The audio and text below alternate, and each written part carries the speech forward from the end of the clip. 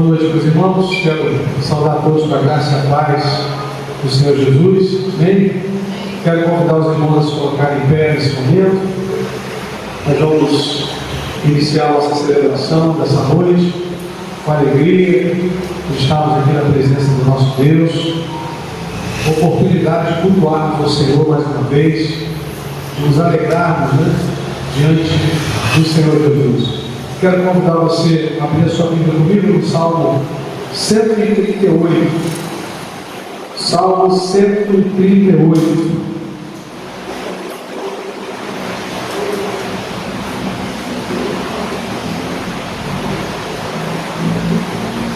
Nós vamos ler os 3 primeiros versículos desse Salmo, Salmo 138. Eu vou pedir a Jamil para ler para a gente esses 3 versículos, depois nós vamos orar, iniciando esse culto de adoração ao Senhor. Salmo 138, Salmo de Davi. Render-te-ei graças, Senhor, de todo o meu coração. Na presença dos poderosos te cantarei louvores. Prostrar-me-ei para o teu santo templo e louvarei o teu nome, por causa da tua misericórdia e da tua verdade, pois magnificaste acima de tudo o teu nome e a tua palavra. No dia em que eu clamei, tu me acudiste e alentaste a força de minha alma.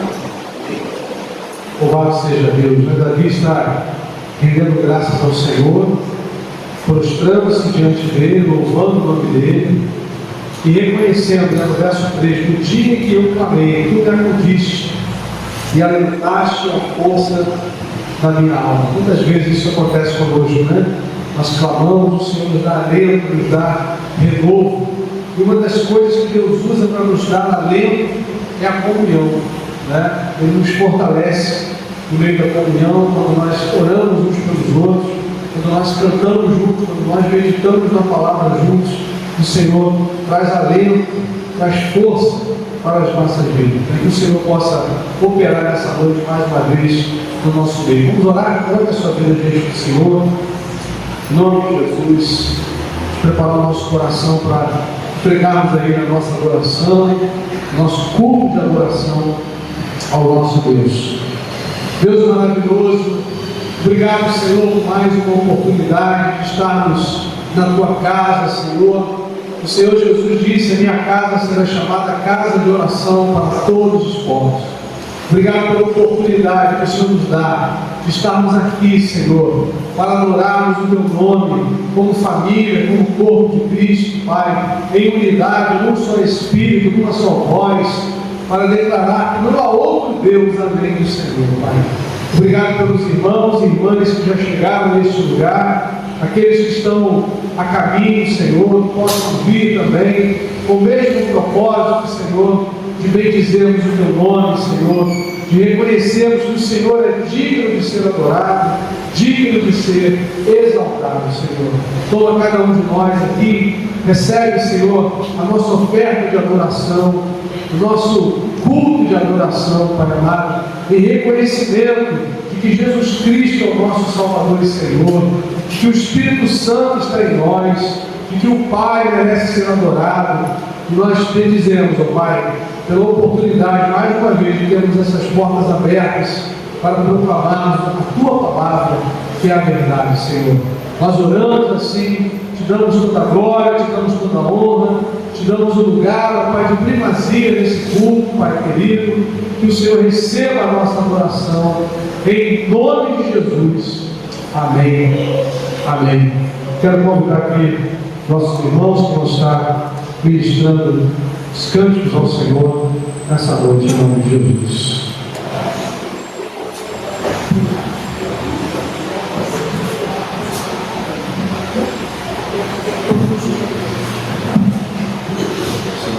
Graça e paz, igreja, amém? Vamos estar juntos nesse momento, adorando o nome do nosso Senhor, Salvador Jesus Cristo, porque só Ele é digno de toda honra, de toda glória, de todo louvor. Não há outro ser no universo que é digno de toda honra. Amém. Nesse momento, nós oramos com o formoso lenço.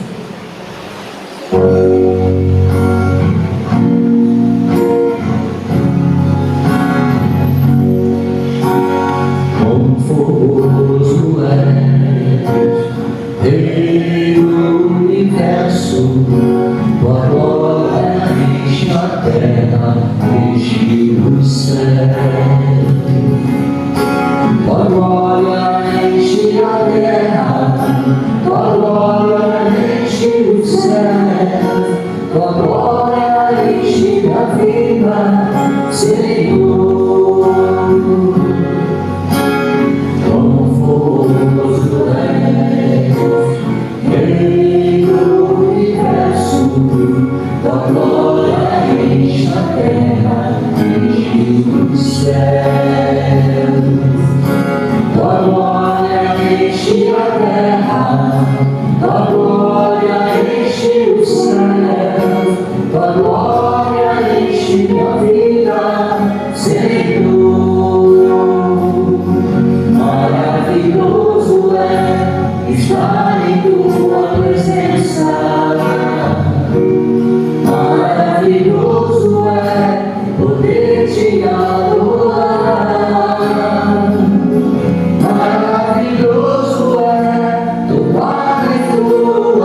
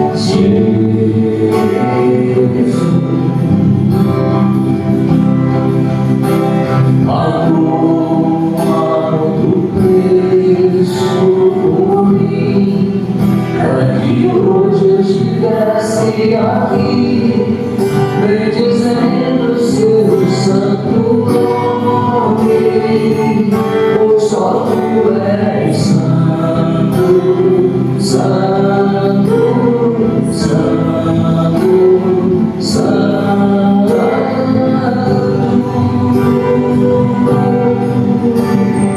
É o Senhor,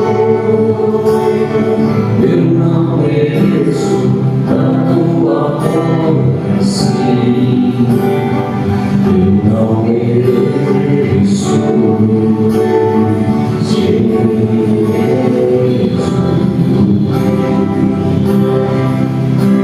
amor, alto preço corri, para que hoje estivesse aqui, bendizendo seu santo nome, pois só tu és santo, santo, santo, santo, é o Senhor, é o Senhor, pois só tu és digno, digno, digno, digno, é o Senhor, é o Senhor, Filho de Deus, a morte venceu e vivo está, Ele está vivo, o Filho de Deus, a morte venceu e vivo está, Ele está vivo.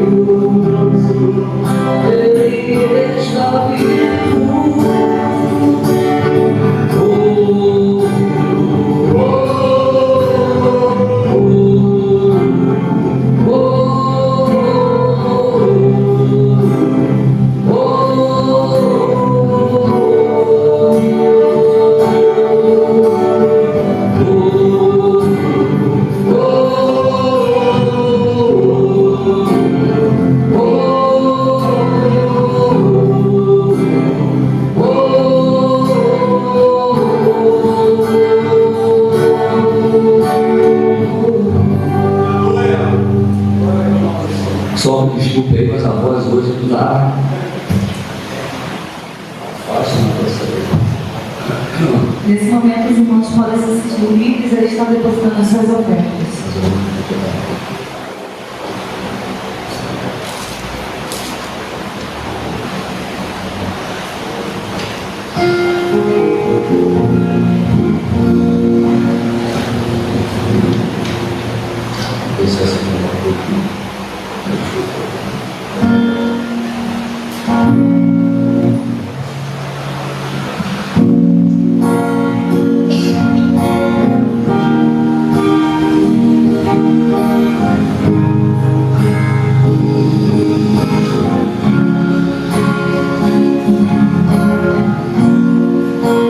Sei que teus olhos sempre atentos permanecem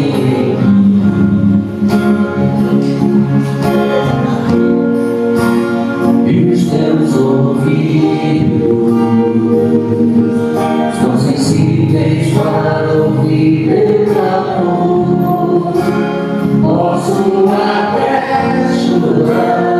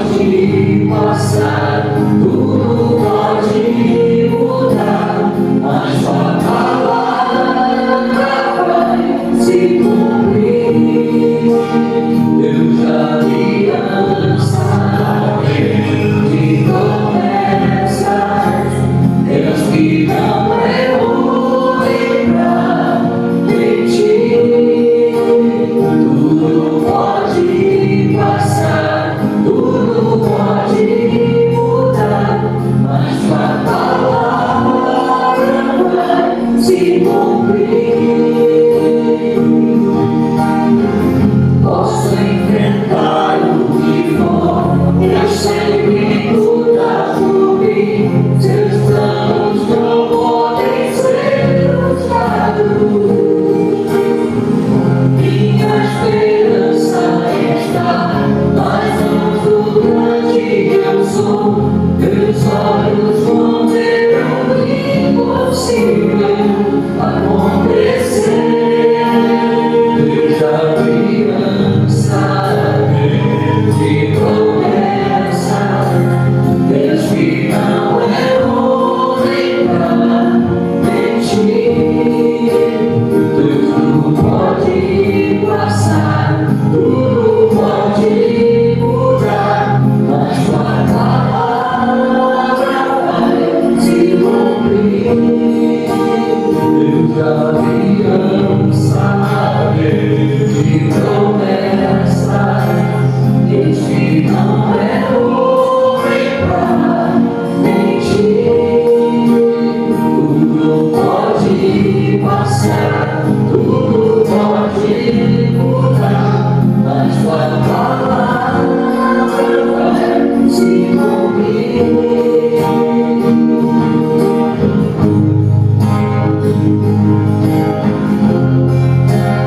Mas tua palavra vai se cumprir.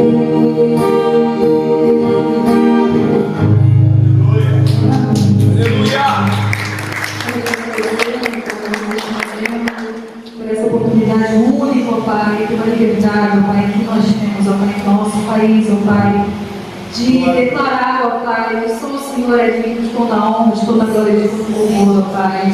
Infelizmente, não são todas as nações que têm essa liberdade, ó Pai, mas que a Sua palavra, ó Pai, possa estar nessas nações, ó Pai, onde o Senhor não pode ser declarado com liberdade, ó Pai. Só, Senhor Deus, continue abençoando essa igreja, ó Pai, todos os membros dela, ó Pai, os que estão aqui, os que não puderem estar essa noite, ó Pai, e que Sua palavra, ó Pai, possa estar tocando nos corações, ó Pai, de cada irmão que está presente aqui, ó Pai. É isso que eu te peço, não nos ouvir amado, Jesus Cristo. Amém.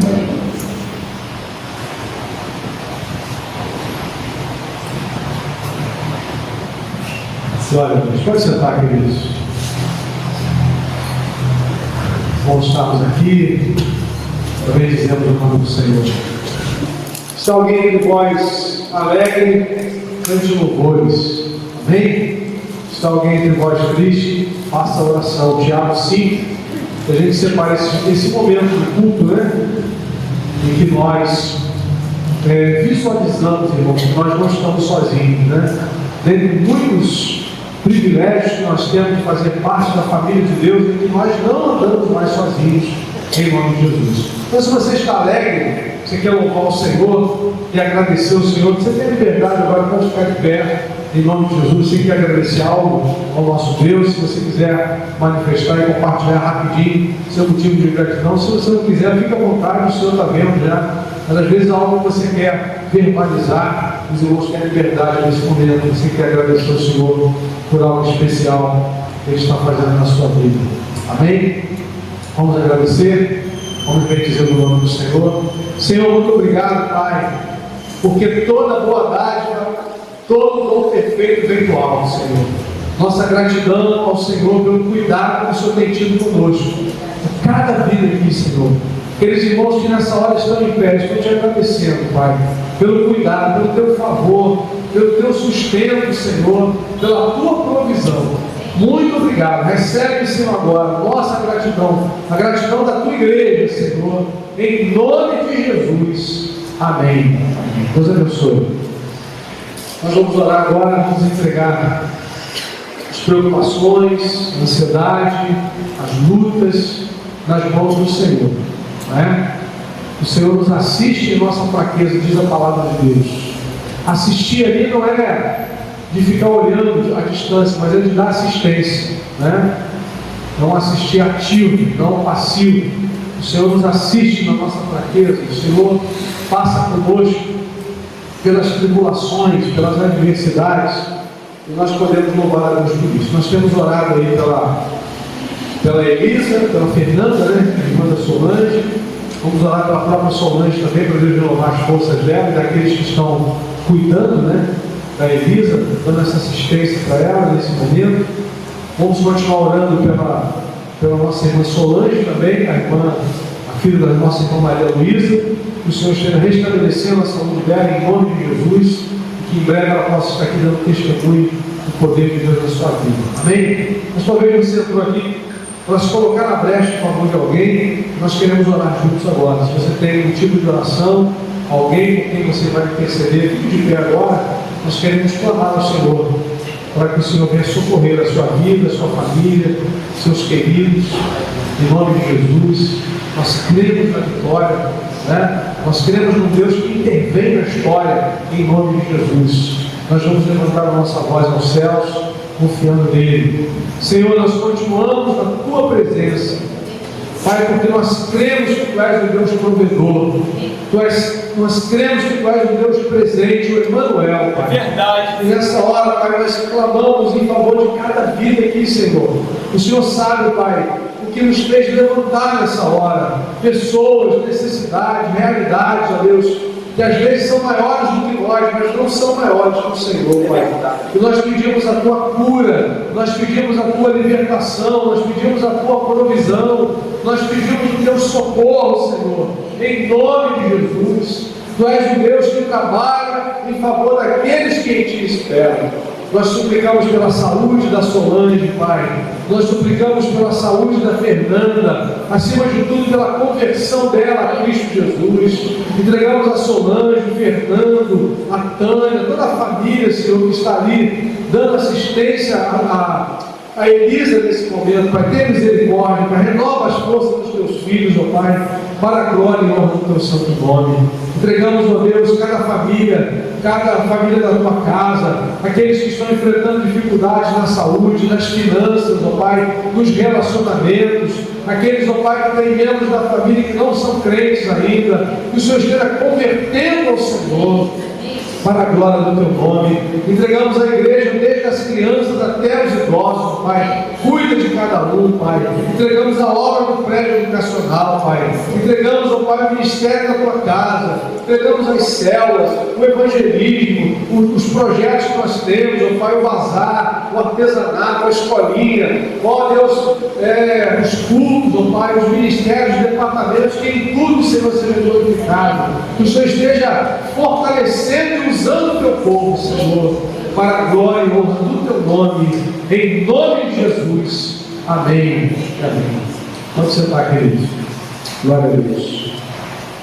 Muito bem, meus irmãos. Lembrando aí dos trabalhos que nós temos durante a semana, quarta-feira, 19h30, nosso encontro de oração aqui na igreja. É muito importante que você esteja vindo, participando, orando, clamando, né? Pela sua família, pela igreja, pelo bairro, pela obra missionária. Então venha estar conosco. Durante a semana temos nossos encontros nas células, né? São algumas células espalhadas aí, e você deve também estar conectado, participando, integrado, testemunhando, levando visitantes para a honra e glória do Senhor Jesus Cristo. Próximo sábado, um trabalho aí dirigido pelos jovens, né? Um sábado de oração, né? Onde começa cedo aqui na igreja, né? Nós então estamos aí sendo convocados para esse tempo de oração. Aos domingos temos tido nesse mês aí presença de missionários. No próximo domingo estará conosco o pastor Edeci, da Missão Cristã Europeia, que vai estar aqui falando um pouquinho sobre o desafio da Europa. Hoje pela manhã fomos muito abençoados com a presença do pastor Anderson aqui, falando dos desafios urbanos, né? Realidades que muitas vezes nós não queremos, nem tomamos ciência, né? Mas Deus tem colocado pessoas em lugares estratégicos para fazer a diferença na vida de tanta gente que precisa do Evangelho. Comunidades tomadas pelo tráfico, muitas vezes, sem perspectivas, sem esperança de futuro, né? Como ele falou hoje, crianças com muita dificuldade, mas a glória de Deus tem chegado nesses lugares, né? A igreja chega e nós precisamos orar e apoiar aqueles missionários que estão ali na linha de frente, em nome de Jesus. No terceiro sábado, dia 21, nós teremos aqui um culto do envio, né, daqueles que vão ao projeto de Wilson Braga, dia 21, às 14 horas aqui na igreja. Nossos irmãos do Departamento de Missões estarão aqui, muitas igrejas representadas. E nós convocamos os irmãos para estarem aqui também orando pelo projeto, para que Deus possa estar operando ali mais uma vez nesse ano, em nome de Jesus. Amém, queridos? Louvado seja Deus. Abra a sua Bíblia comigo. A primeira carta de Paulo aos Coríntios, capítulo de número 2. Primeira carta de Paulo aos Coríntios, capítulo 2.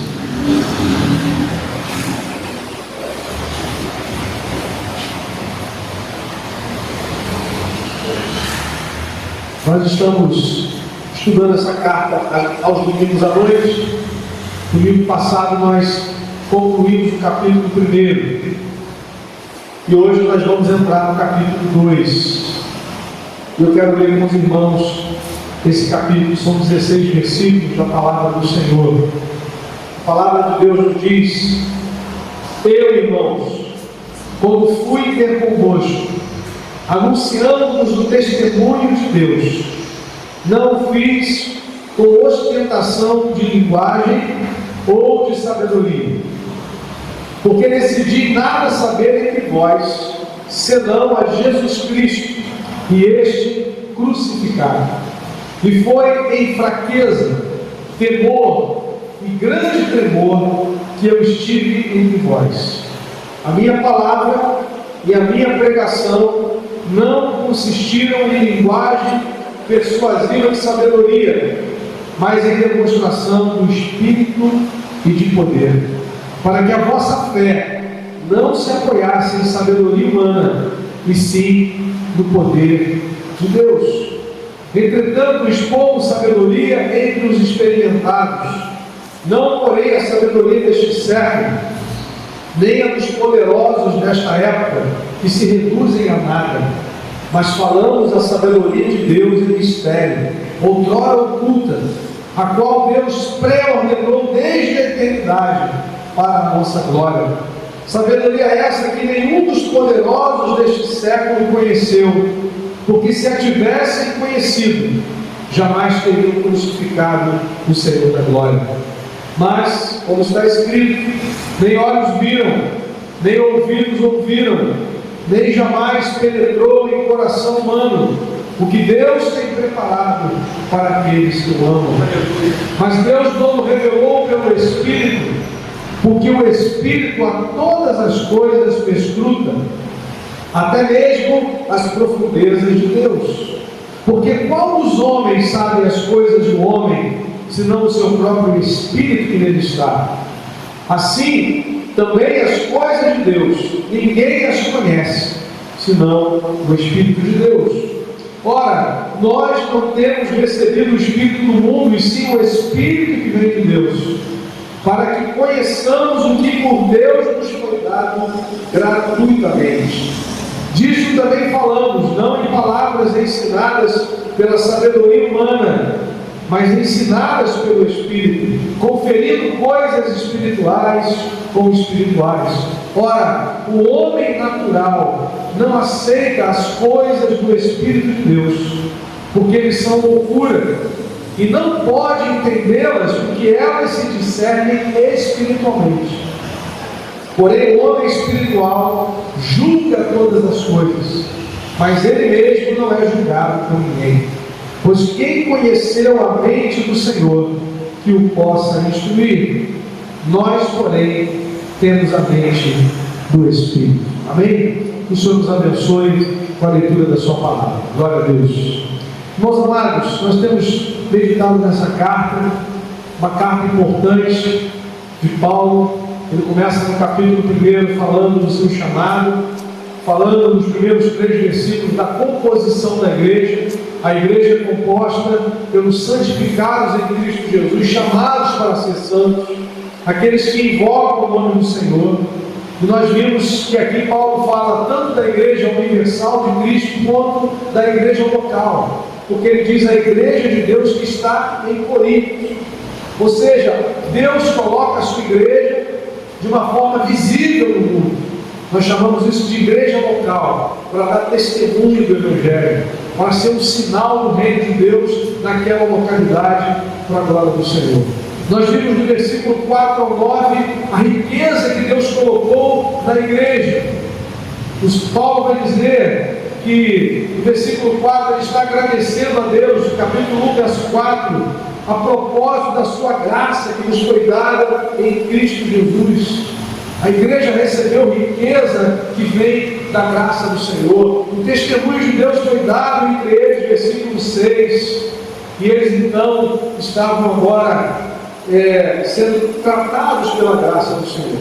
Porém, na semana passada, nós vimos um problema naquela igreja. Depois de Paulo colocar essa base, podemos dizer assim, né? Ele lança o fundamento da igreja, ele traz à memória daqueles irmãos a sua identidade em Cristo. Aqueles que foram santificados em Cristo, chamados para pertencer a Cristo. Depois de falar da riqueza que aquela igreja tinha, do testemunho de Deus, da graça de Jesus, de ser uma igreja que foi chamada a comunhão com o Senhor, diz no verso 9, mas nos versículos 10 a 12, Paulo aponta um problema naquela igreja. Aquela igreja estava sendo influenciada pelo mundo. O que acontecia do lado de fora da igreja, naquela sociedade de Corinto? Eles tinham os chamados oradores profissionais, né? Então aquele povo estava acostumado a ouvir os seus oradores preferidos, né? Eles se identificavam com aqueles oradores chamados profissionais, não pelo conteúdo, mas pela forma, às vezes pela veemência como falavam, pela eloquência, né? E eles então agora estão trazendo esse pensamento cultural, carnal, para dentro da igreja. E Paulo então no versículo 10 em diante, ele começa a declarar isso. Ele chama a igreja a atenção para a unidade. Eles estão vivendo num mundo dividido como o nosso hoje. E a resposta de Deus para um mundo dividido é uma igreja unida. Uma igreja em unidade é a resposta de Deus para impactar o mundo que está esfacelado. O mundo que está em trevas. O mundo que está sem o conhecimento do Senhor. Como é que uma igreja vai poder impactar o mundo se ela está dividida? Por isso Paulo chama a atenção daqueles irmãos. Versículo 10: rogo-vos, irmãos, pelo nome de nosso Senhor Jesus Cristo, que faleis a mesma coisa, que não haja divisões, antes sejais inteiramente unidos, na mesma disposição mental e no mesmo parecer. Nós falávamos no domingo passado, qual é o problema de uma igreja dividida, de irmãos que falam mal do irmão? Quando você fala mal do irmão, você não ora por ele. Ou uma coisa ou outra, né? É impossível você que fala mal do irmão orar por ele. E se você não ora por ele, você não está dando lugar para que o Espírito opere no coração dele. É uma estratégia satânica. Por isso que Paulo chama a atenção da unidade, e ele vai argumentar por que ele chega a essa exortação do verso 10. Por aquilo que ele recebeu de informação no versículo 11. Pois a vosso respeito, meus irmãos, fui informado pelos da casa de Clói, que há contendas entre vós. Esses irmãos estavam preocupados com o corpo de Cristo, queriam que aquilo fosse tratado, se dirigiram a Paulo, e Paulo diz: como é que essas contendas se manifestavam ali? Versículo 12: refiro-me ao fato de cada um de vós dizer: eu sou de Paulo, eu sou de Apolo, eu sou de Cefas, eu sou de Cristo. Vejam que a cultura mundana dos oradores preferidos estava entrando na igreja. Paulo repreende aqueles irmãos. Como é que Paulo faz isso? Ele começa com perguntas retóricas. No versículo 13: acaso o Cristo está dividido? O corpo é um só, né? E aí ele vai fazendo algumas perguntas e ele vai concluir o seu raciocínio chamando a atenção da missão da igreja. Ele vai dizer que ele foi chamado para pregar o Evangelho, né?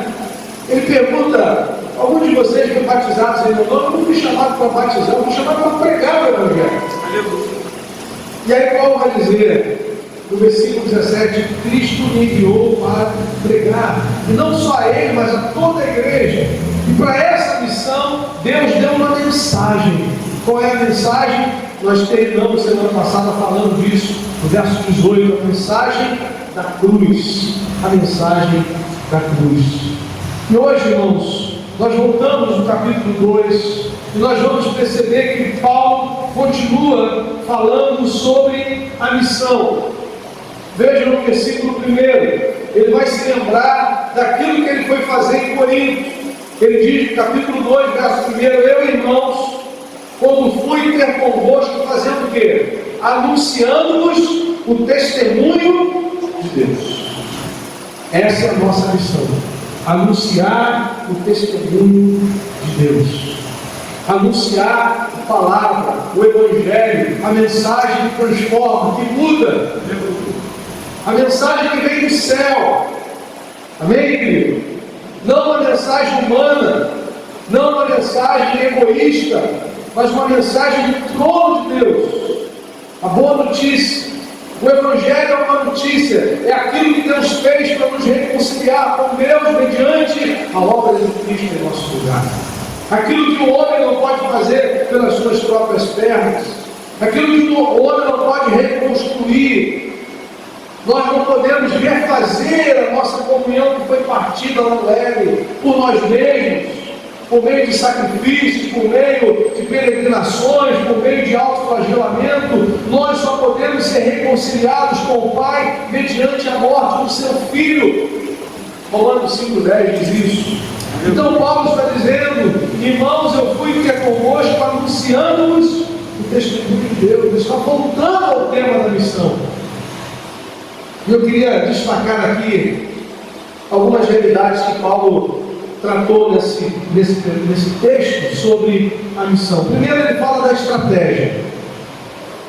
Todos nós que estamos numa missão, nós temos que ter uma estratégia.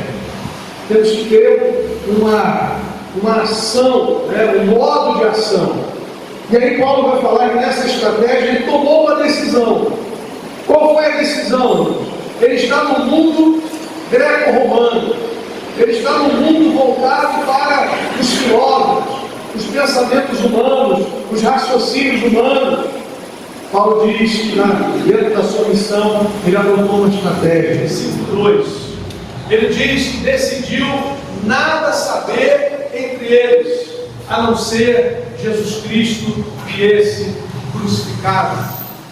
Então Paulo faz uma decisão. Ele poderia muito bem, meus irmãos, aleluia, que a forma garantiu o celular para a lanterna se necessário.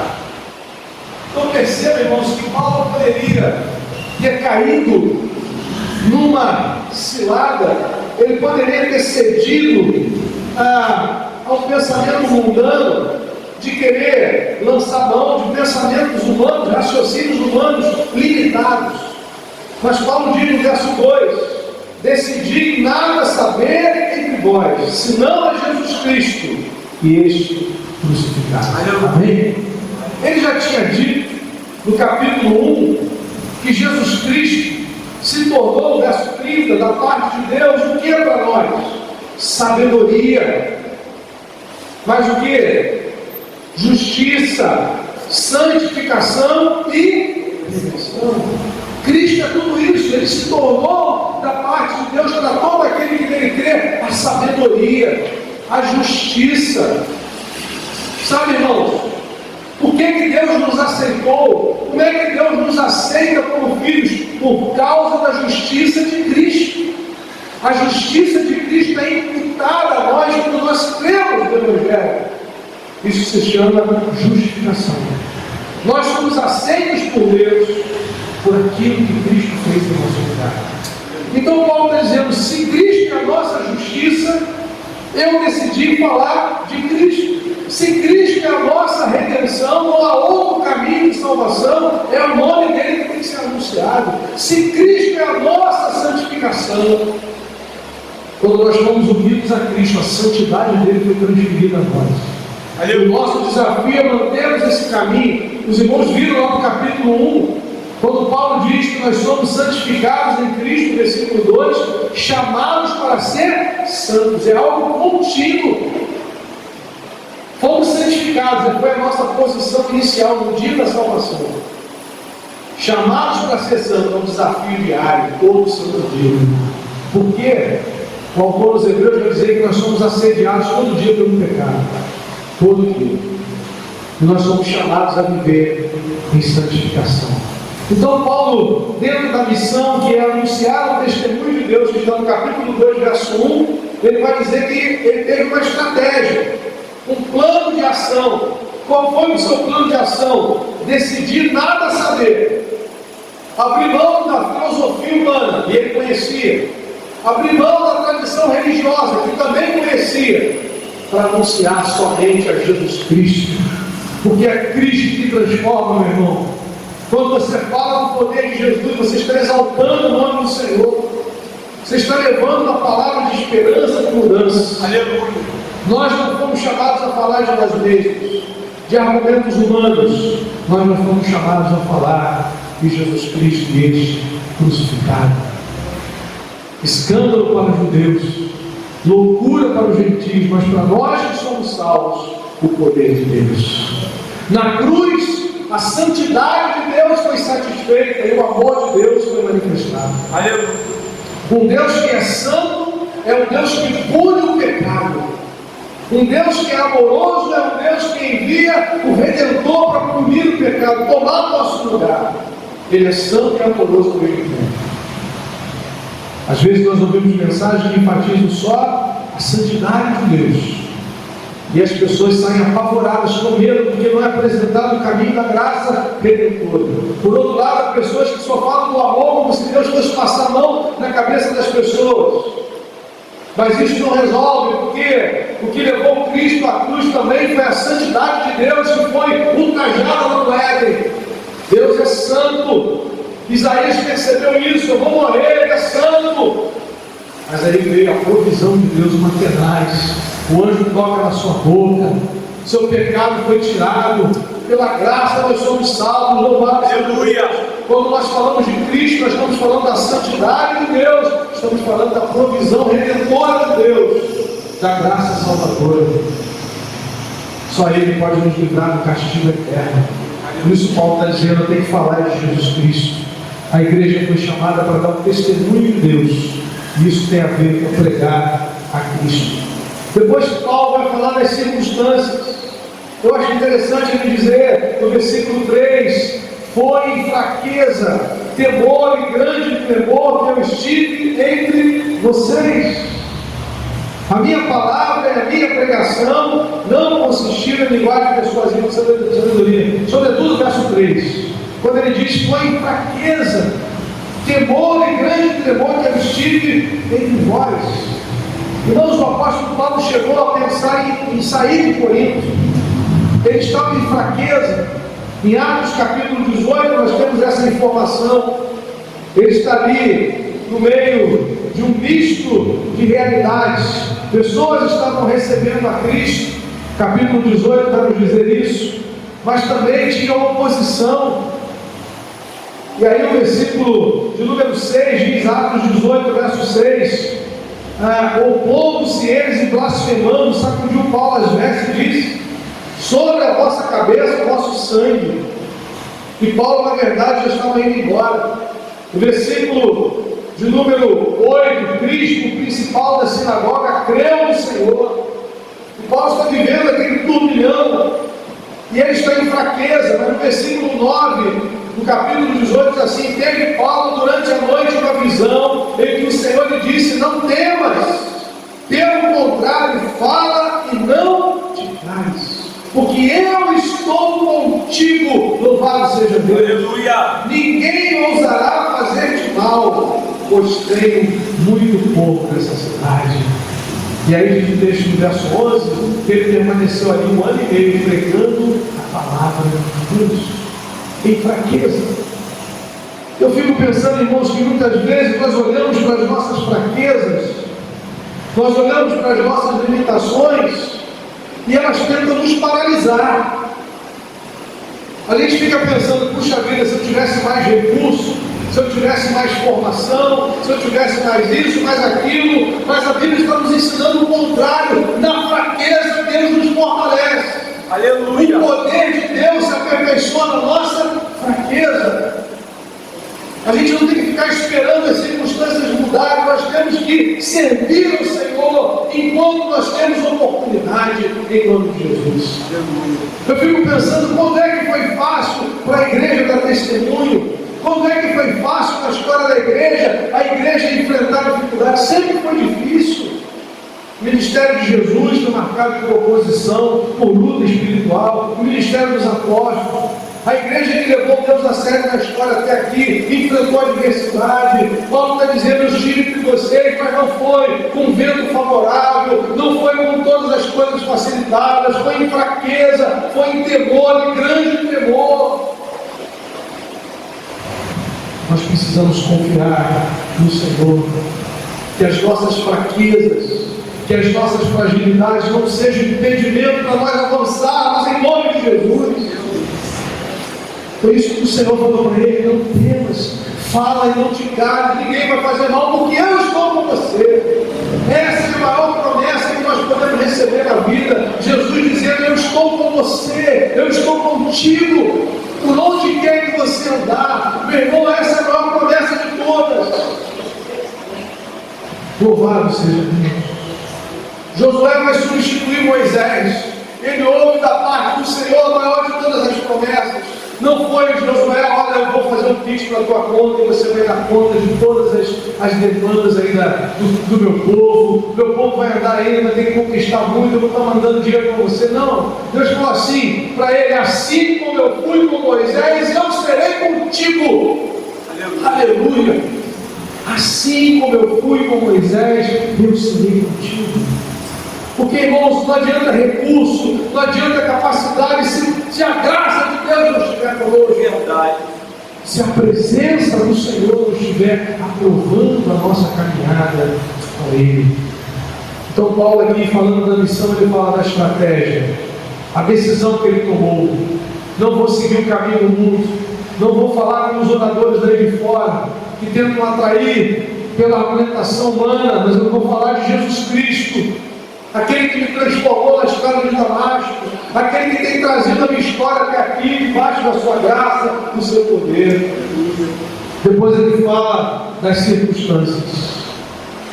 E às vezes as circunstâncias tentam nos paralisar. Não temos recursos, não temos talvez tantos instrumentos como gostaríamos, talvez não temos um prédio ainda que gostaríamos de ter. Mas isso não pode ser um impedimento para nós ficarmos de braços cruzados, assistindo a história passar. Porque é um Deus que está operando na nossa vida hoje. Aleluia! Hoje de manhã você viu como é que uma mulher foi uma bênção na história, com uma agulha, uma linha, fazendo vestidos para abençoar viúvas.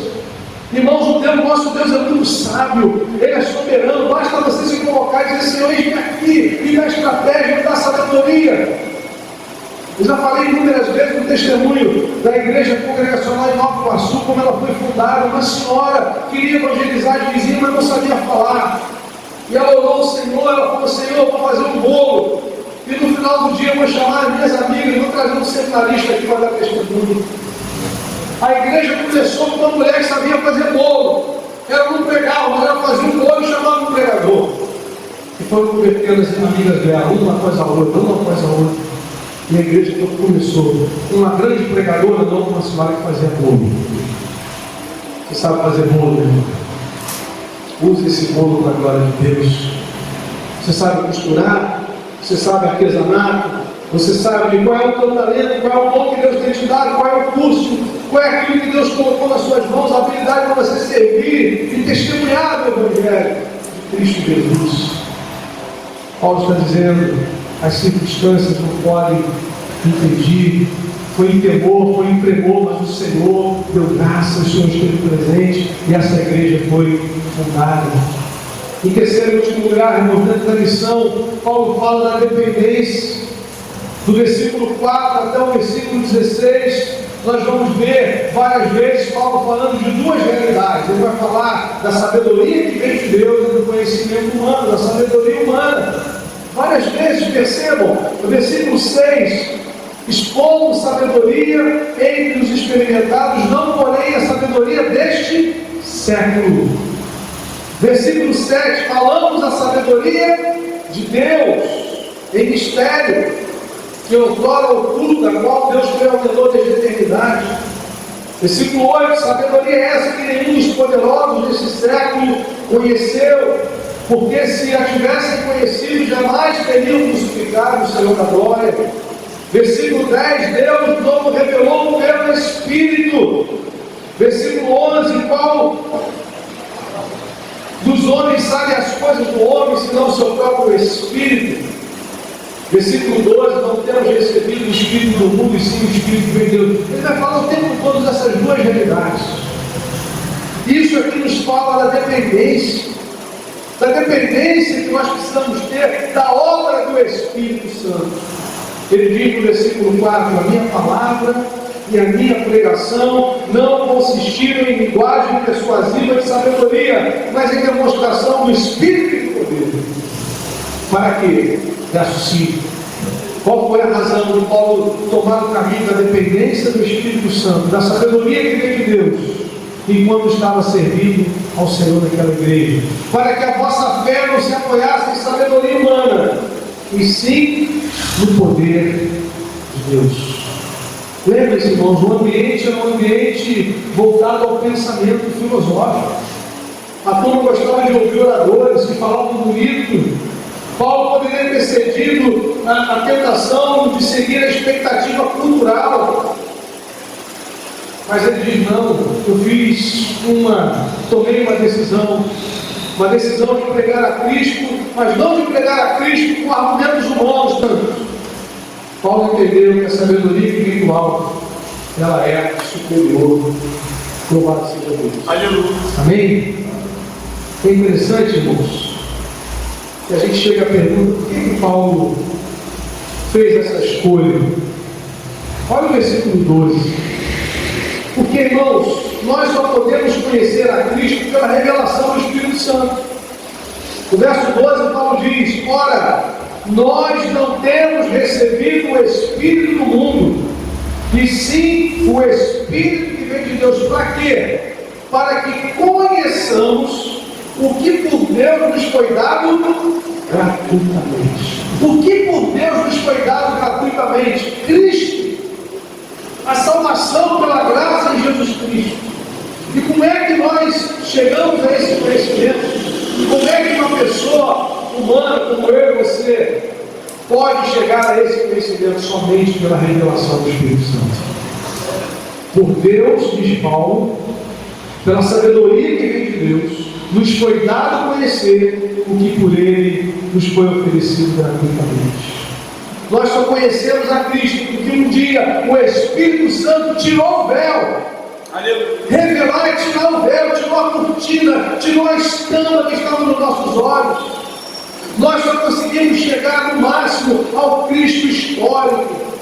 Como algumas pessoas do nosso tempo reconhecem que Jesus foi uma pessoa importante, mas Buda também foi, mas Maomé também foi, mas Chico Xavier também foi, Confúcio, e daí por diante. Mas nós vemos a glória de Deus na face de Jesus Cristo. Como é que nós vemos a glória de Deus na face de Jesus Cristo? Segundo aos Coríntios, capítulo 4, Paulo está dizendo aqui, segundo aos Coríntios 4, no versículo 4, Paulo vai dizer que o Deus deste século cegou o entendimento dos incrédulos. Qual é o propósito? Para que lhes não resplandeça a luz do Evangelho da glória de Cristo, o qual é a imagem de Deus. E aí no versículo 5, Paulo diz assim, porque nós não pregamos a nós mesmos. É o mesmo argumento que ele está usando em 1 Coríntios 2. Ou seja, o que é que vai trazer a revelação? A pregação do Evangelho. Enquanto você prega o Evangelho, Deus está trabalhando. E no versículo 6, Paulo lança a mão lá da criação. Paulo vai usar uma expressão que está lá na criação, no verso 6, segundo aos Coríntios 4, porque Deus que disse, das trevas resplandecerá a luz, das trevas resplandecerá a luz. Olha que milagre que aconteceu na minha e na sua vida. Ele mesmo resplandeceu em nosso coração, aleluia. Ele resplandeceu, Ele trouxe luz, Ele tirou a cegueira que estava na sua mente, no seu coração. Ele resplandeceu em nosso coração para iluminação do conhecimento da glória de Deus na face de quem? Na face de Cristo. Aleluia. Hoje você olha para Cristo e você vê a glória de Deus. Hoje você crê que Ele é mais do que um carpinteiro. Hoje você crê que Ele é mais do que um profeta. Hoje você crê que Ele é mais do que um mestre. Ele é Deus, Filho. Aleluia! Por quê? Porque o Espírito Santo resplandeceu. Aí Paulo está dizendo exatamente isso em 1 Coríntios 2. Eu chego num lugar, dado a filosofia, dado ao pensamento filosófico humano, eu vou fazer o que aqui? Eu tenho duas opções: ou eu entro na linguagem deles, ou eu decido falar de Cristo, o poder de Deus para a salvação. Ou eu tomo uma decisão de depender de que o Espírito Santo opere nos corações. Irmãos, quem trouxe a igreja nesses 20 séculos não foram os poderosos, não foram os eloquentes, não foram os sábios, foi o Espírito usando homens e mulheres cheios de fé, de convicção de que Jesus Cristo é o Filho de Deus e de que todos os recursos que a igreja precisa vêm do céu, vêm do trono de Deus. É por isso que nós estamos aqui hoje. Que Deus tem usado homens e mulheres da história que confiam no poder do Evangelho, que creem que o Evangelho é o poder de Deus para a salvação de todo aquele que crê. E a prova de que creem e que pregam, nós pregamos a Cristo. Paulo diz isso: poder de Deus, sabedoria de Deus. Paulo fez essa escolha porque o homem só pode conhecer o que Deus nos revelou gratuitamente pelo Espírito. Ele continua, porque o homem natural não aceita as coisas do Espírito, são loucura para ele. Eu me lembro de uma reportagem do sujeito que escrevia no jornal O Dia, aqui no Rio de Janeiro, falando sobre os evangélicos. Ele era um espírita, ele era presidente da Federação Espírita do Rio de Janeiro. Ele falou assim: os evangélicos há 10 meses é muito fácil, você peca, e você lança tudo sobre Jesus Cristo. É muito fácil, mas na verdade é o contrário. É mais fácil você achar que você dá conta, que você consegue com as suas atitudes religiosas, né? É muito mais difícil você ter que se humilhar e reconhecer que você não pode ser salvo, a não ser que a graça de Deus se estenda a você. O Filho do Homem veio buscar e salvar o que se havia perdido. Irmãos, é muito mais fácil você achar que tem uma balança, e lá no final de tudo, se a balança perder mais do teu lado, a coisa vai dar certo. Essa balança é maligna. Porque, meus irmãos, se tivesse algum outro meio de salvação, Deus pouparia o seu Filho amado. Mas a Escritura diz que Deus não poupou o seu Filho, porque não há outro meio de salvação a não ser o sangue de Jesus que nos purifica de pecado. O padrão de Deus é o próprio Deus. Só Cristo poderia atingir o padrão de Deus. Por isso Ele é o justo morrendo pelos injustos. Ele foi tentado em todas as coisas da nossa semelhança, mas sem pecado. Por isso a sua oferta foi uma só, o único sacrifício para nos perdoar e nos purificar definitivamente em nome de Jesus. As coisas de Deus, diz Paulo, se discernem espiritualmente, e a igreja tem a mente de Cristo. Amém? Nós vamos entender os mistérios de Deus revelados por causa do Espírito que está em nós. Nós temos a mente, a mentalidade de Cristo. Por isso, meus amados, nós fomos chamados a pregar a Cristo e esse crucificado. Não tenha vergonha do Evangelho. O Evangelho é o poder de Deus. Quando você fala daquilo que Deus fez, para que a pessoa possa ser salva e só aproveita aquilo que Cristo fez, você está trazendo uma mensagem de esperança. Existem geralmente dois caminhos que as pessoas podem adotar na sua tentativa de responder a Deus. E existe o Evangelho. O primeiro caminho é o caminho do filho pródigo, o caminho da rebelião. Eu quero viver do meu jeito. Eu rejeito a autoridade do Pai, eu rejeito a autoridade divina. Isso é uma maneira de ofender a Deus. Mas existe uma outra maneira de ofender a Deus, é você achar que Deus vai salvar você por aquilo que você faz. É o filho mais velho. Ah, pai, tanto tempo eu estou aqui, te sirvo de noite, né? Aí vem esse teu filho ali, o senhor faz uma festa para ele. Eu nunca faltei, sempre cheguei no horário, saía sempre depois do horário, eu mereço. Existe um modo irreligioso, um modo religioso, os dois ofendem a Deus. Quando a pessoa acha que pelas suas boas obras, pela sua justiça, pelas suas orações, ela pode ser salva. E existe o Evangelho, que é uma notícia de que nós só podemos ser aceitos por Deus por aquilo que Cristo fez em nosso lugar. A lógica da religião é: eu obedeço, por isso eu sou aceito. O Evangelho é: eu sou aceito por Deus em Cristo, por isso eu obedeço.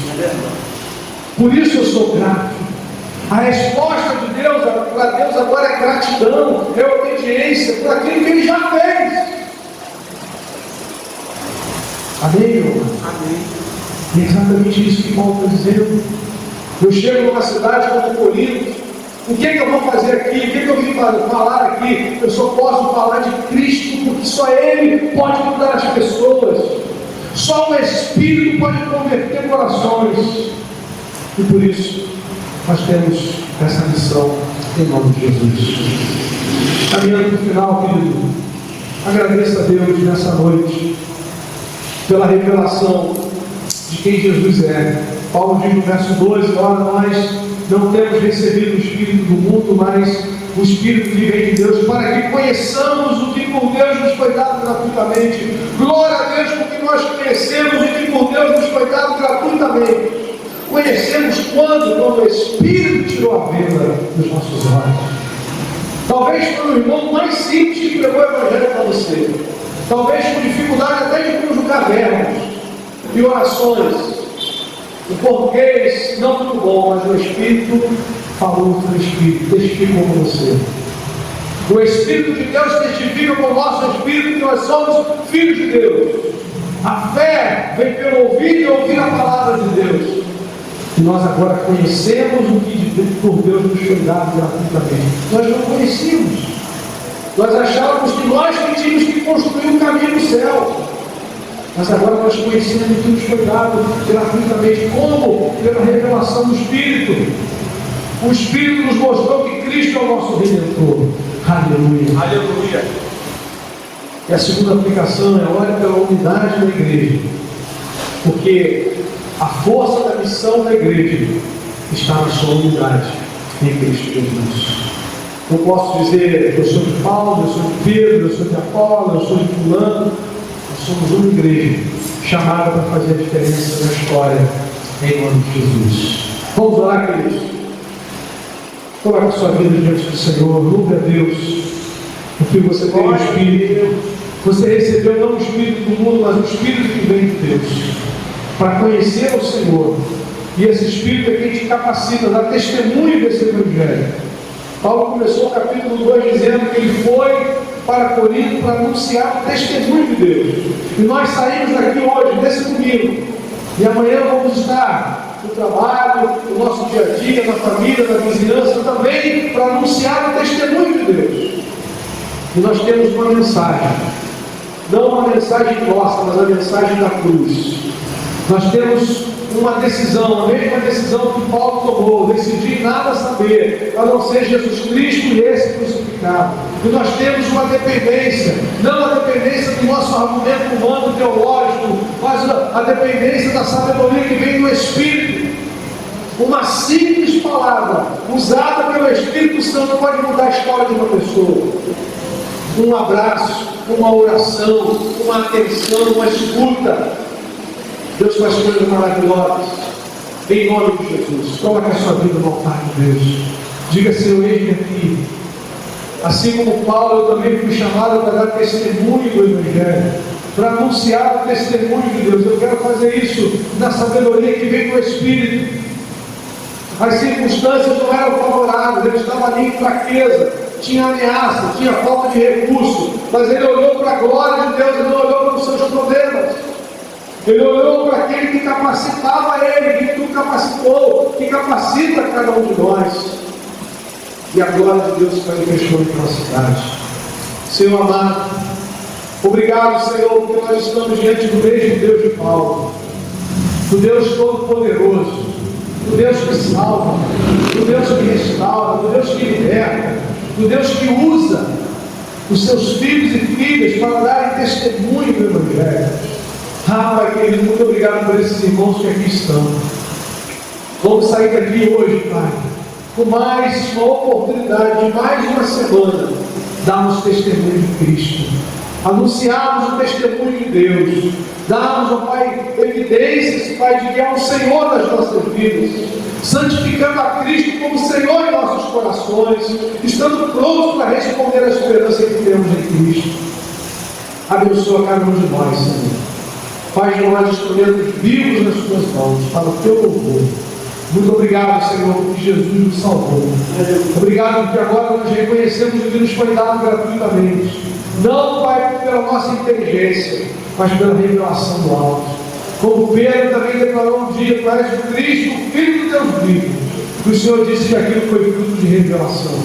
E nós louvamos porque a igreja está edificada nesse fundamento. Jesus Cristo é o Senhor. Jesus Cristo é o Filho do Deus vivo. Jesus Cristo é o Messias de Deus. Nós te adoramos e te reconhecemos, Senhor, em nome de Jesus. Amém. Glória a Deus. Vamos ao nosso Senhor mais uma vez.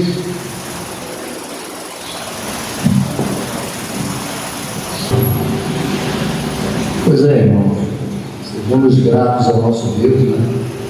E mesmo sabendo que nós somos pecadores e cometemos erros, Ele nos ama. Então nós podemos nos considerar privilegiados por isso. E peço mais uma vez que sejamos gratos a Ele nesses 2 últimos louvores, por todas as bênçãos que Ele nos envia, né? E por aquelas que nós percebemos, bem como por aquelas que não percebemos.